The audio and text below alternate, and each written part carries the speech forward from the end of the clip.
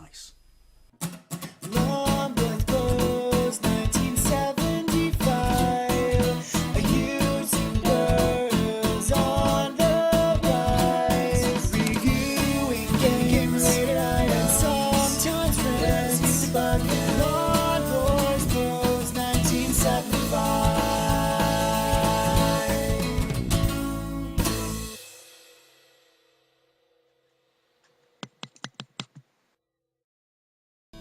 This is Space Harrier on the NES, released by Takara in 1988, based on the arcade machine of the same name.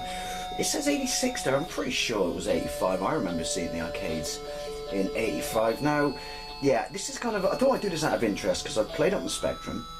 I'm going to play it on the Commodore, and I've played it on the PC Engine, and I've played it on the Master System, so I thought I would show it to you on the NES. Now, this is not, to start a fanboy, war or argument or anything like that about which is the better system, the original NES or the Sega Master System, but there's certainly an argument with this game compared directly to, the Sega Master System, to which system had a little bit more grunt in the graphics area. That's not to say there's anything wrong with the NES. The NES had far, more games and far better third-party support. But there were certain things when I was a kid that was a given. Our phone number only had 4 digits.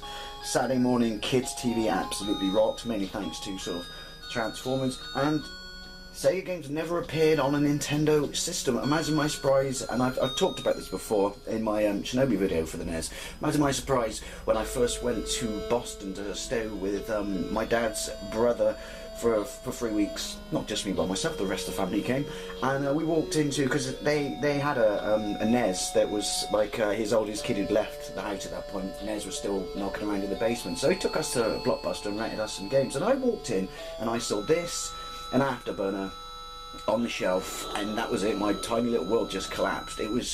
I couldn't believe what I was seeing. I think I touched the game case to make sure that it was sort of, tangible. And yeah, I couldn't get my head around it. When they made by Tengen in the States, because this is the Japanese version. But then having said that, obviously it was, even though they were Sega games, they were third-party licensed by, companies, so they could make money systems. Sorry, I'm waffling, but yeah, seeing this game on the Nintendo cartridge, it was like someone crossed in the fucking streams. Right, now, let's get into it. I don't need to explain what Space Harrier is. I've done so many gameplays. You're Harrier, you're here to save the fantasy zone from old school prehistoric dudes and alien tech. Now, right off the bat, the music's quite good. I do have to say, there's a lot less flickering than the Sega Master System, but the sprites, look how small they are.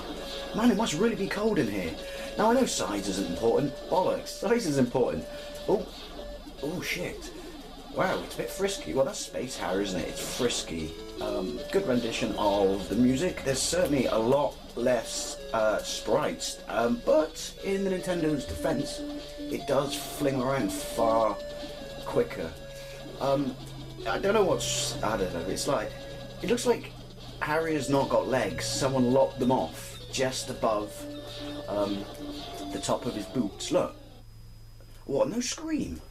No iconics? Oh man, that sucks.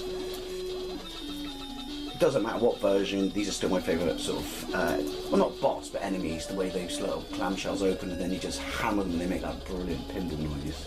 Right, let's see what happens when I run on the floor. Oh, they get well frisky with their lasers. There we go, listen. Nice!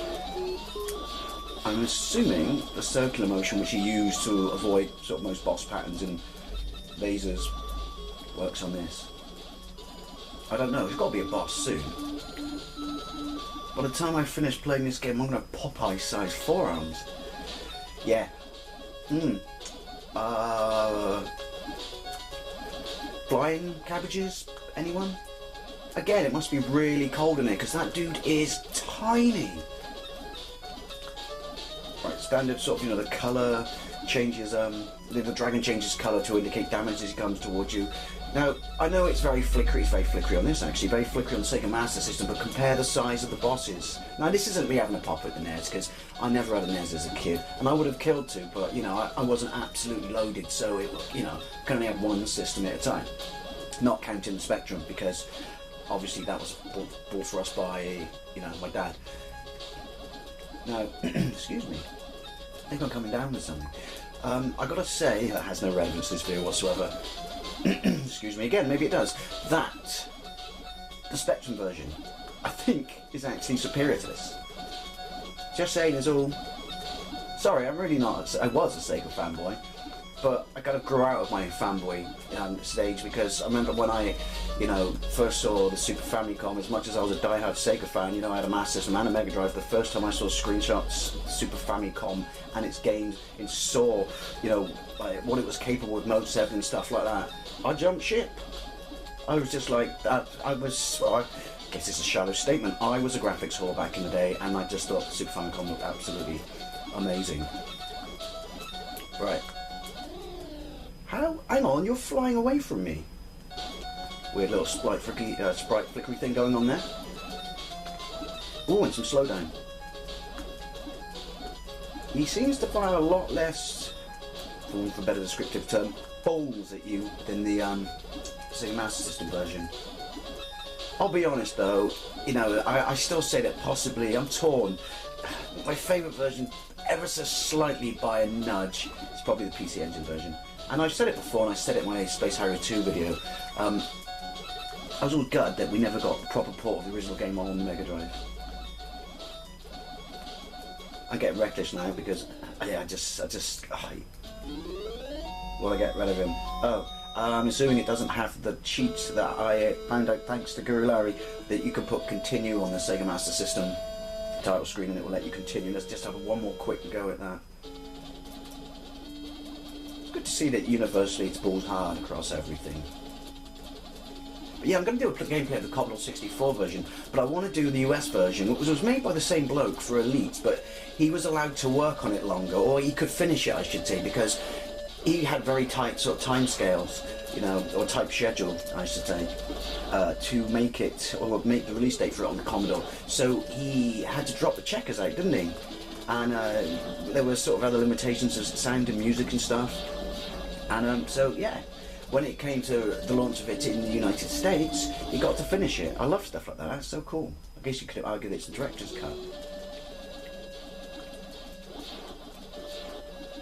Right. Well, he must get a lot of bugs in his face like this, isn't it? I guess that's the least of his worries, really, when you stop to think about it. Ding ding ding. Oh, bollocks. You know what? I'm going to call it quits there. I just want to show you, for those of you, because I was talking to a person at work, and he, he absolutely thought I was winding him up when I said there was a version of Space Harrier on, I was going to say the Sega Master System, on the original NES. Anyway, thank you very much for watching, and I'll see you later.